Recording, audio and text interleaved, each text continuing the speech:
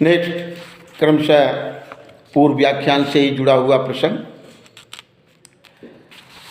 यानी सिंधी, लहदा, पंजाबी के बाद गुजराती का स्थान आता है। गुजराती शब्द गुर्जर से बना, यानी जहां पर गुर्जर विशेष का क्षेत्र चिन्हित किया गया था, वही गुर्जर त्राण के नाम से विकसित हुआ और आज वर्तमान में गुजरात के नाम से जाना जाता है। इसके अंतर्गत, यानी गुजरात प्रांत के अंतर्गत प्रयोग में ली जाने वाली भाषा मूलतः गुजराती भाषा है।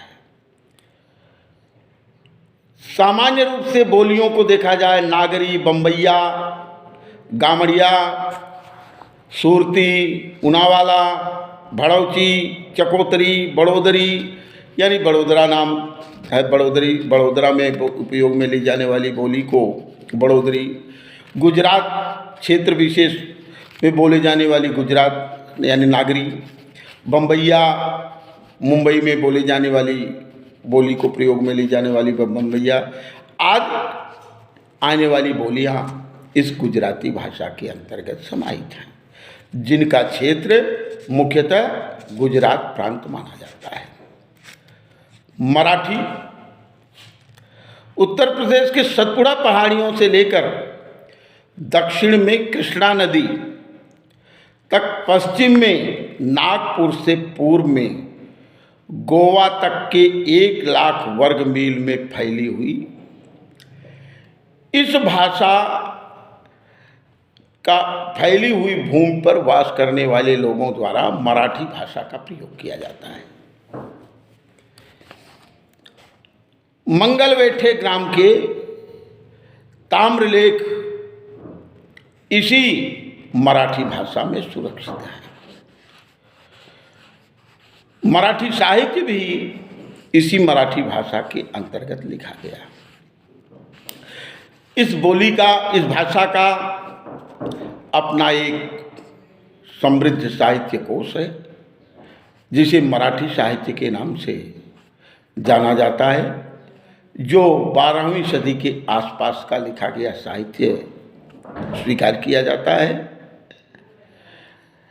अगला उड़िया।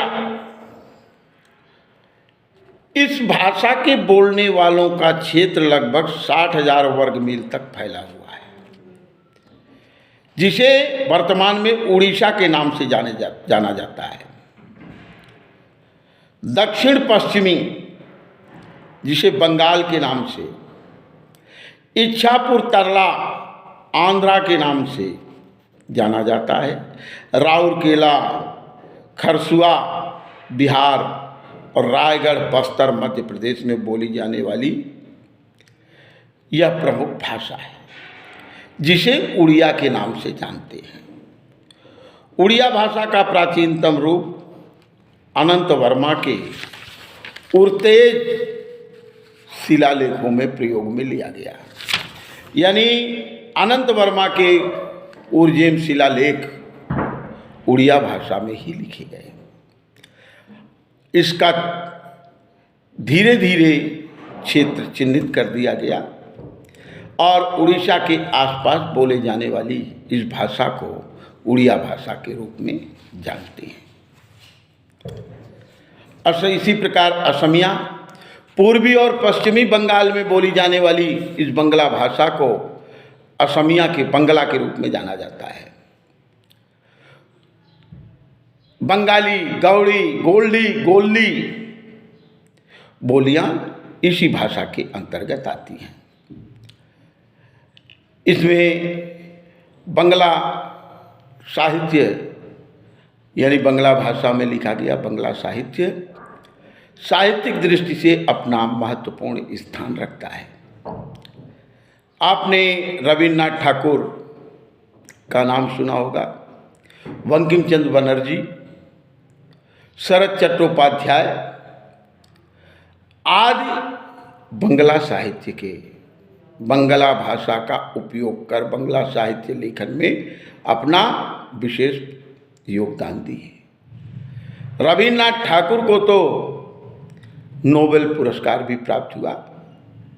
इसके अंतर्गत आने वाली बोलियों में सराकी, खड़िया, छार, सिरपुरिया, राजवंशगी, वंशगी, सिलहिरिया, चाकमा आदि आती हैं, जो बंगाल क्षेत्र के अंतर्गत इनका उपयोग किया जाता है।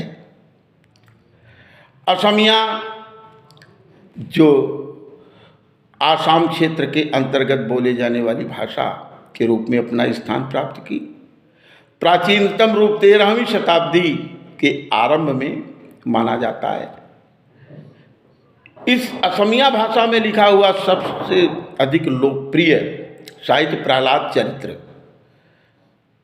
चरित्र असमिया भाषा में लिखा गया साहित्य है। इसके अंतर्गत आने वाली बोलियों में म्यांग, बिमुनपुरिया, गारो, झरबा आदि आती हैं। इस भाषा में लिखा गया गद्य और पद्य दोनों प्रकार का साहित्य बहुत ही सुव्यवस्थित रूप में सुलभ है, जो प्राचीनकालीन साहित्य में अपना प्रमुख स्थान बनाए हुए है।